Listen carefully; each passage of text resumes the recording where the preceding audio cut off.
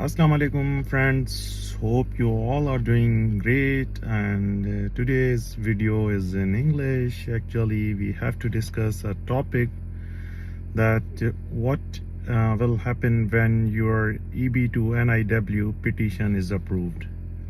Actually, EB2NIW is a two-step process. First is the approval of I-140 petition, and second is if you are inside the US, then you will go for the adjustment of status application, that is called I-485. And if you are outside of the US, like you are from Pakistan or you are in India, Bangladesh or any other country, then you have to go for the consular process.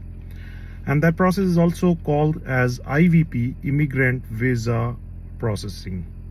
So today we will discuss about the IVP process, because there is a lot of people who are confused about this step and they don't know where to send the documents and what documents are required and so on and so forth. So we'll discuss these details in today's video.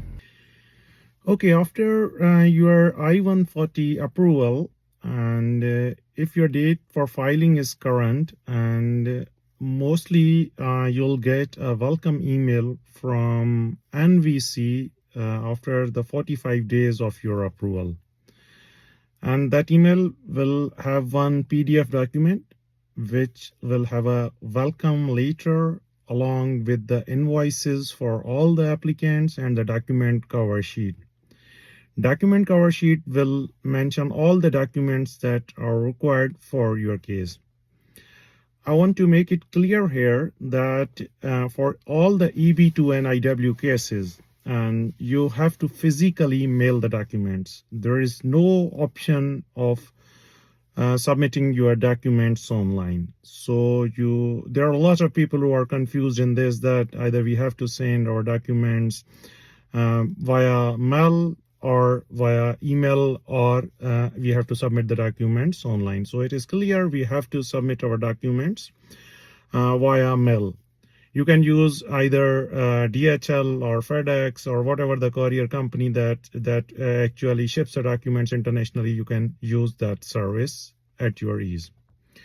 And within that email, you will have the access information for the CEAC portal. You have to access your CEAC portal, and the link will be available in your email, and invoice ID and the case number will be allotted to you. You have to log in to your CEAC account by using your case number and along with the invoice ID. So when you open the CEAC portal with your case number and the invoice ID, and there will be the option for like submitting your fees, IVP's fees, immigrant visa processing fees for all the applicant. And to pay the fees, you will require an account number, bank account number from the US. Keep this thing in your mind. You'll not be able to pay your fees from your Pakistani or your Indian or your whatever the country you belong to. You'll not be able to pay your fees from your local bank account. For that, you must have an account in US, or you request somebody from the United States to give you the details of his account or his like bank account, so you can pay your fees from that particular account. And NVC, National Visa Center, will take around 5 to 7 days to verify your payments. Once the payments are verified, they will allow you to access your DS-260 application form. DS-260 form is pretty simple. It will have the questions regarding your name, your date of birth, your qualifications, your occupation, your job related, and have you ever been to the United States, and everything.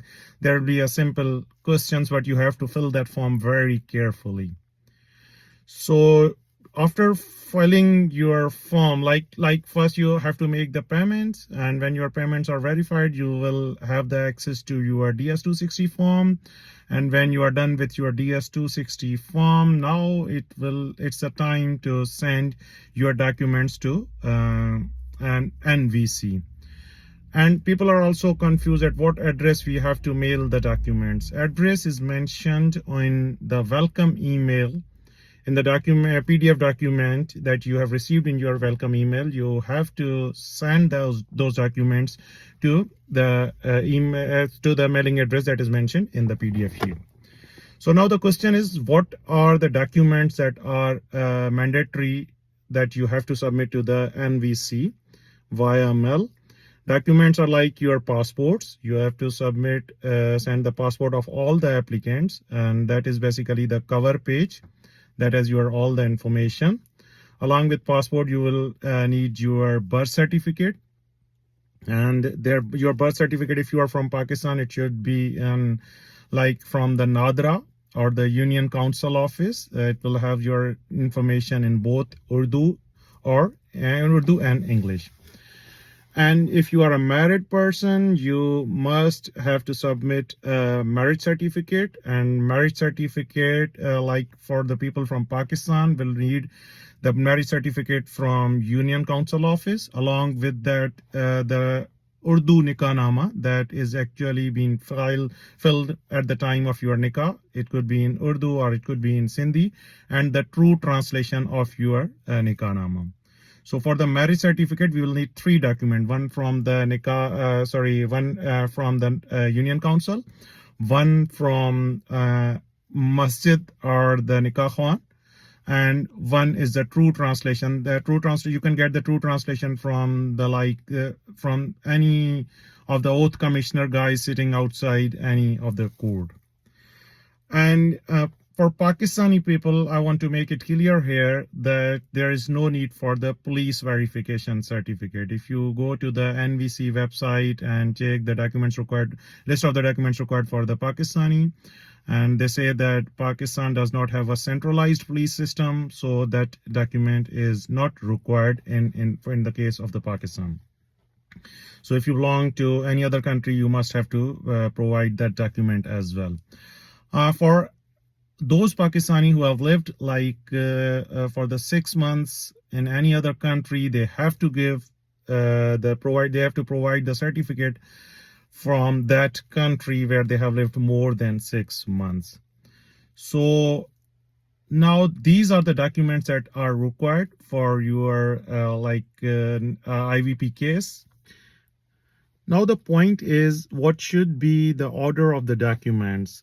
So you have to place your document cover sheet at the top, and you have to tick all the documents that you are enclosing within your package.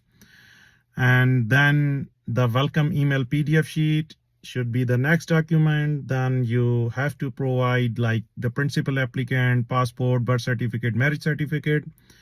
Then the documents of the spouse, the birth certificate, the passport, the birth certificate, and if the police certificate is required, then you should also provide that. And same for your kids as well. So these are the documents and the sequence of the documents that we should follow to send our documents to NVC.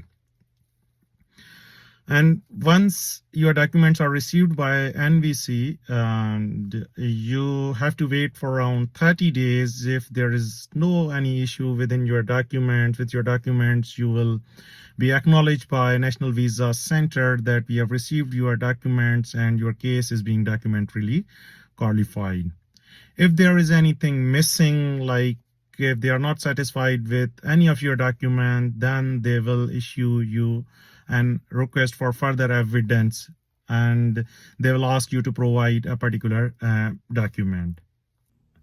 There is one common question again, that whether we have to submit our original documents or we have to provide the copy of our documents. It is very obvious. NVC will never ask you for your original documents for the submission. You only have to provide a clear photocopy. It could be a color or it could be a black and white copy. Both can work, but the document should be very clearly readable, and that is acceptable. And you have to carry your original document at the time of your interview, but you are not supposed to submit your document within your package. And you are not supposed to staple your document, like you cannot use a stapler. You have to use the U-clip or the binder or use CCO fasteners. That's all for today's video, and whatever the queries I will receive, I'll try to address them in the next video. And I will make a separate video for like how to submit your I-485 adjustment of status application along with I-765, I-131, and how to process your adjustment of status application.